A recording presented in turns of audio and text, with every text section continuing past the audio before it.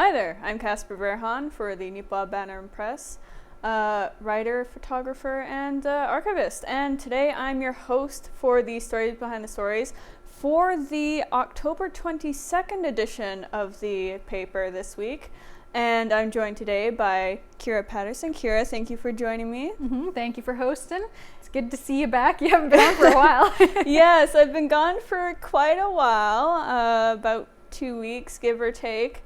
For those who perhaps didn't know, just due to some circumstances within one of my family members' workplaces, we did have a COVID case in the household. So was doing my part, staying home and self-monitoring and all that, and everything turned out fine. So all good there. Very happy about that. And the family member that did have it had very mild symptoms and is doing perfectly fine now. So good to be back and doing the show now, of course. Yeah. Kind of weird to sit back in the chair. But without further ado, let's go through the paper. We have a lot to go through this week. And first off, on the front page, I unfortunately don't have a full version of the paper with me to show this off, but we have a wonderful picture of the night sky. I'll just hold up this little example here. Much better on the full version of the paper, but that was sent in to us by Sydney DeConing, and that was actually taken on Thanksgiving Sunday at around 11:30 p.m. I believe it was around Polonia. She was out there doing some late night work and caught that sight, so it was really incredible. Yeah, I've heard there's been a lot of really pretty northern lights. I've seen lots of photos up on Facebook and Twitter and Instagram and all that kind of thing of the beautiful northern lights. And it's so cool to see if you do get a chance to go out there after dark sometime and be out in the dark, not in like a town or a city. It makes a huge difference, and it's just beautiful. And I've been fortunate to see some amazing displays. This one I missed because I was in bed, but but yeah, I was very appreciative that Sydney captured it and thought to send it to us, because we always do appreciate amazing pictures like this submitted to us. Absolutely, it's always incredible to see these, and I know I've seen the Northern Lights myself in town, like very rarely, once or twice, but like many years ago, because it's hard to see with all of the light from the town and whatnot, but once you get outside of the town limits there, you can see some really incredible sights. Even just like the number of stars you can see compared to being in town is just absolutely mind-boggling. Yeah, it blows me away. I live out of town and it blows me away like every time, especially in the winter. And I hate that it's in the winter because it's so cold at night, but for some reason in the winter on those cold, clear nights, it just looks so much more sparkly and beautiful. For some reason, it just always seems like it's much clearer, and I don't know, there's like a better atmosphere about it on those days. Yeah, I don't know what it is, but the colder it is, the prettier it is, which is very cruel, nature. Thanks a lot. Yeah, thanks for that. Gee. But let's get inside the paper now. We have had some big ideas return to the Neepawa area. Because the What's the Big Idea was finally able to be held again. After what, year or two? Just 1 year, I think. They missed. Yeah, so after 1 year they were able to hold the event again, and that is put on by Neepawa Economic Development, right? Yep. Okay. Yeah, Marilyn Kroof, the Economic Development Officer, she spearheads this every year, does an amazing job, gets really into it. She's always so excited, which makes it even more exciting for us to share about it.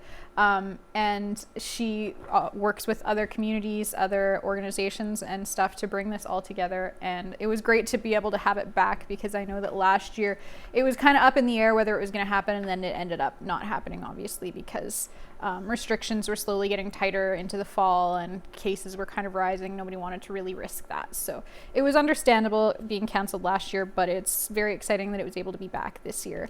With restrictions, of course, vaccine mandates were in place, mask mandates were in place, so it was very safe. All the spacing was happening and stuff. It happened at the Legion, so there was a good amount of space there for the amount of people that were there.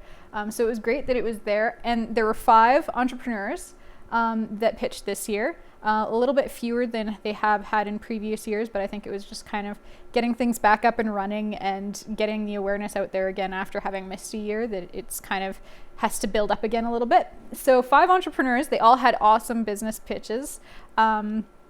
3, I think, from Neepawa. One of the people that is from Neepawa actually was doing his business in Minnedosa, so it was kind of a Minnedosa-Neepawa thing. One guy from the Minnedosa area and one lady from Brandon as well. So everybody from Westman, very, very local, very good business ideas. There was photography, there was flavored butter, which I got to try. It was delicious. There was a butcher, creation station, which is like music production kind of services, as well as a new art studio that's potentially going to be opening in Neepawa soon, to do art classes and programs and things like that, at Lake Irwin. So lots of really exciting stuff. I was able to sit in and watch their pitches, and I was able to see who won all the different awards. There was over $10,000 worth of awards. They weren't all claimed because some of them are geographically based criteria. So if you're not from this certain municipality or this certain town, then you're not eligible. So there were 1 or 2 that weren't claimed, but for the most part, it was over $9,000 worth of prizes that were given out to help these individuals with their businesses. So it's really exciting. You can see it on page 2. We've got a picture of all the winners holding up their awards. You can see their names, their businesses, what they are doing, what they will be using their money for that they have earned, and all of that kind of thing. So I'm really glad I was able to cover this. It's one that I like to do year over year. I maybe missed 1 or 2 years, but whenever I get the chance, I like to go to it because it's really cool. And I kind of like Dragon's Den, the show. It's kind of a guilty pleasure. So it's a very much Dragon's Den kind of inspired event. So it's really cool to see different things that will be popping up in town or have popped up in town, and get kind of the background on their businesses, because there are a lot of businesses in the Westman area that have actually benefited from this event. Yeah, I know, at least for Neepawa, we've had, I think it was Vigo's Kitchenette, and what was the other one? There was another one I had on the top of my head there that started through this. I can't think of it right now, but yeah, I know there's been like quite a few just within Neepawa itself that started. Yeah, Emotions and Tea, the bubble tea truck. Yes. Yeah, she was actually there. She did a little kind of update presentation on how her business is doing. She was at the last big idea that happened, not last year, but the year before, and got some money through that. And she actually has a truck now a food truck that she sells her bubble tea from. So it's really cool to see different businesses and the success that they get after having gotten this little bit of a kickstart. Yeah. Now, this is perhaps putting you on the spot a little bit, so I apologize, but throughout your years of covering this event, what business pitches have sort of stuck with you still? Or if it's easier, what was your favorite pitch from this year? Okay, my favorite pitch from this year. Oh my gosh. See, now I feel like I have to pick favorites, and that feels very mean because they were all very good. I mean, I would maybe say Jody Baker. This is kind of a little bit biased because I know her. So it was just really cool to see her. She is doing photography now, all with her iPhone, which is really cool. But the shots are just amazing, high quality, beautiful pictures. A lot of the Northern Lights actually, that we were talking about before, and it's just scenery and stuff. You'll see it on Facebook. Town of Neepawa shares it quite often. We have had her pictures in our paper, so we have seen some of the amazing work that she does, and she is starting to sell her pictures as prints now. So that's kind of her business that she started. So that one kind of stuck with me this year, but mainly because I have a little bit of a background with her and I know her a little bit. But one, I mean, the Butter Believe It, which is the flavored butter, it also stood out because she had taste test samples, which always makes it seem a little bit cooler. And you get to try the different flavors of butter and stuff. So that always kind of sticks with you a little more because another one of your senses is being engaged. So you're not just watching, you also get to partake, and that's exactly a bit of an extra treat. Yeah. Speaking of preparing things for the future, we have some news about 4-H, and we did run a media release on this last week, but we have a little bit of an expanded story this week. We had news of the Manitoba 4-H Council announcing Leaders of Tomorrow scholarships. Sorry. Bit of a mouthful. And the local recipients for that were, and I apologize if I pronounce any of the names wrong here, but Reina Topham of Minnedosa and Cameron Giannotti of Neepawa. They each received $10,000, and so that will be going towards their tuition prices to help them go through post-secondary education. Reina is currently studying at Brandon University, so that's going to help her out a lot there. Pursuing a 3-year Bachelor of Arts degree, majoring in English with a minor in history, and plans to become a teacher, so congratulations there. And Cameron is hoping to attend the University of Manitoba, Victoria, or British Columbia, I believe seeking a law degree there and hoping to become a lawyer involved in environmentalism. So very interesting. And, good luck to them on the future. Yeah. Kira, did you have any thoughts on this? Not anything more than what was kind of covered in the story. It was cool. The press release we ran, this is kind of weird because the press release that this kind of information came from was dated a couple weeks ago or last week or something, but we actually got wind of it a few weeks back, maybe at the end of September, I think. And so I had gotten this press release directly from one of the people at 4-H. And so I don't know if it's the exact same press release or if it just happened to be kind of pre-released and then re-released now, because it wasn't actually in last week's paper that we ran the press release. It was a few weeks back. Okay. So I'm not sure how exactly it happened because I do know that it was dated for last week. Yeah. So I'm not sure exactly how we got a hold of that earlier. But I was really happy that Casper was able to get kind of an expanded thing, because when we got the press release, it was kind of a last minute, like it just came in under the wire and was like, oh, well, there's local people, we should get this in here. And we didn't really have time to get all the information and stuff. So it was really good that Cass was able to get that. And it's really interesting to see what some of the young people in our communities are planning to do. They've got big plans, and they're going to make a big impact in education and in environmentalism. So that's really cool to see. Yeah, it's unfortunate I wasn't able to get a hold of the two individuals myself, but it's very interesting seeing the sort of like fields that they want to go in and do, not only with the knowledge that they're getting from their post-secondary secondary education, but also sort of like building upon what they've learned in 4-H, because it is actually a very diverse club that you can get involved in. I've only really seen sort of the cattle side myself from the events we've covered, but it covers a wide variety of things like cooking, sewing, whole bunch of stuff, and I had no idea. Yeah, it's crazy. I've seen some of the agriculture side and the speech. They do speeches and stuff like that, presentations and all that kind of thing. So I actually got to judge one of those one time for some reason. I'm not sure how I got picked for that, but it was cool. It was a really great experience.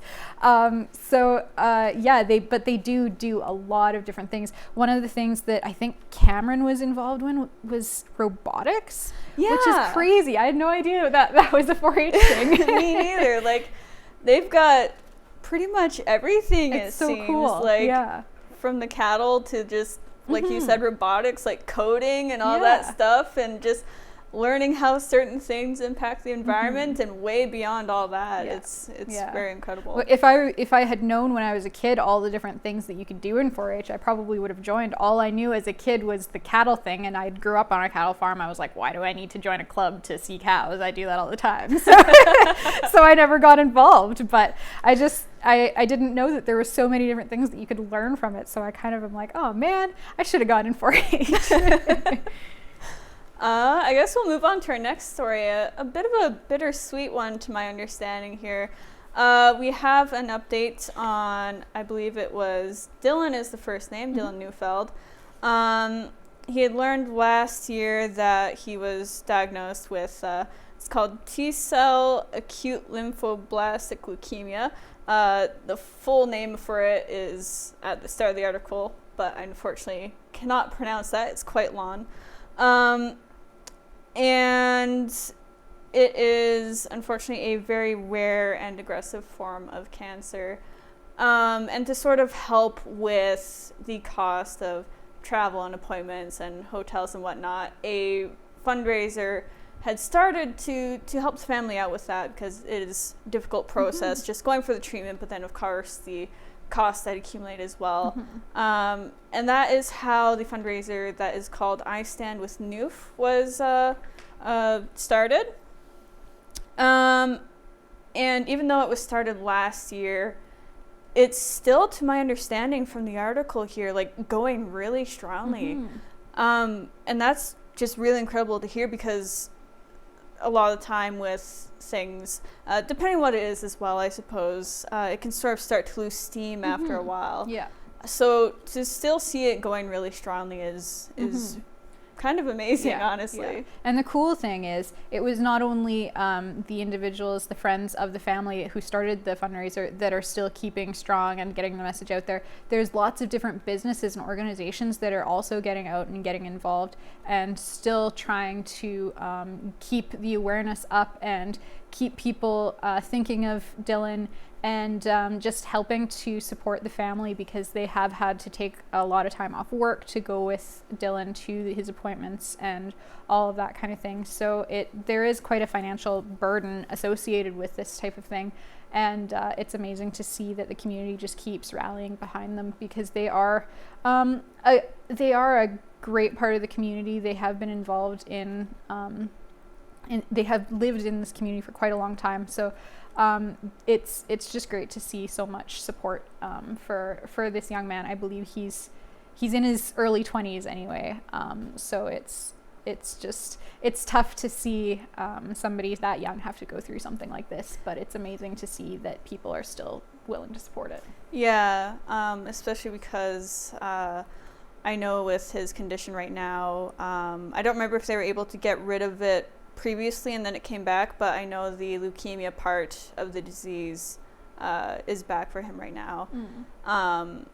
And the therapies that they were hoping would keep that at bay aren't really doing what they were hoping it would. So he is going to still seek with treatment as long as he can, but just unfortunately I don't think that's really gonna work out for him in that sense. But it's really nice to see all the support for him and the family going through this. Absolutely. Yeah, our thoughts are definitely with Dylan, and we do appreciate all of the many businesses. They're listed. A lot of them are listed in here. There might be more that we didn't get, but a lot of them are listed in this article of who are doing different fundraisers to support the Neufeld family. Yeah, like I think Boston Pizza was one of them. They sold, it was, I think, medium and large pizzas. A certain amount of money from those went towards the fundraiser there. So yeah, definitely Whitey's is take a look at all doing some workout challenge fundraiser that I know of. There are a lot of other ones in here that are listed. I don't know exactly what they're doing for their fundraisers, but they're doing different stuff and making donations and all that kind of thing. Yeah. And on the topic of supporting people through their healthcare needs, we do have another story in the Neepawa community, more so in terms of helping out facilities. The medical clinic lottery is nearing the draw date. That's for their annual Farm and Leisure Lotto. And it's doing really well this year. I don't remember how it compares to last year, but as of October... where's the date here? I lost the date, unfortunately. Oh, 18th? October 18th. Yes, thank you. The numbers for the 50-50, I believe it was, has surpassed $90,000. So just the 50-50 alone, that's like, wow. Yeah, I think that the 50-50 last year, by the end, they had done a really big push right at the end, and they got over $100,000. So this is pretty well, it's probably pretty much on pace with that, I would estimate. But in terms of ticket sales, I don't have exact numbers, but Mary Ellen Clark, who is the chair for the lottery, she said that they are pretty much neck and neck with what they were last year. And she said that last year was one of their best years in sales. So that's really exciting to see that that it wasn't just like a one-time spike, that they're still doing even better than they had been in previous years. The draw date is October 31st. The deadline for purchasing tickets is the day before that, the 30th. So you can definitely still go and get your tickets. Early bird deadline is passed. We already have an early bird winner drawn.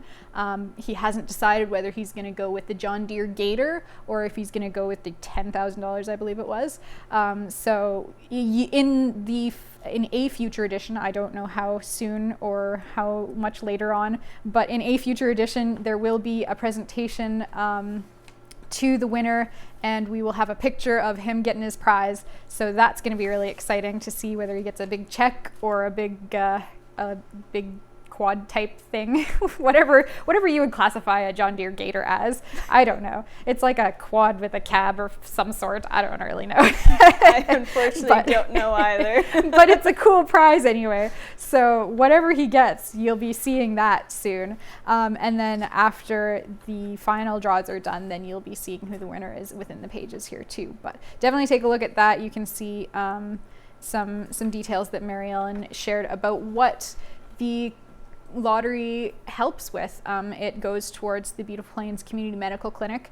It has helped with different renovations in the past. They've done a lot of upgrades to the clinic. So this is a big fundraiser that has gone a long way to help them with that.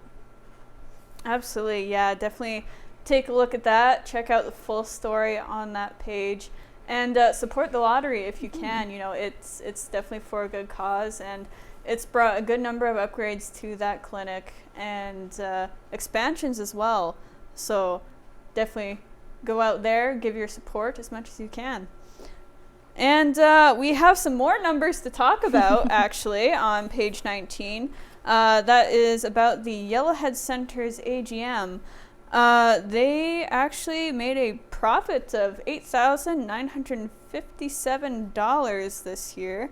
Or this past year, I should say, which is very good because facility like that, it's, you know, big, obviously. You have a lot of heating bills to pay, electricity and all that. And cooling bills to keep the ice cold. Yeah, and cooling bills. You know, we have ice that we need to keep frozen in there and heaters that we have to run to keep the people watching inside of the arena warm. Exactly. While doing all that as well. So that's very good to hear, especially, of course, with the ongoing pandemic. We're still going through that. That was really the big thing there. There's a couple other changes as well. I believe the president, I believe it was Brian McCannell. Yes, Brian McCannell has stepped down as president. His term has sort of concluded there.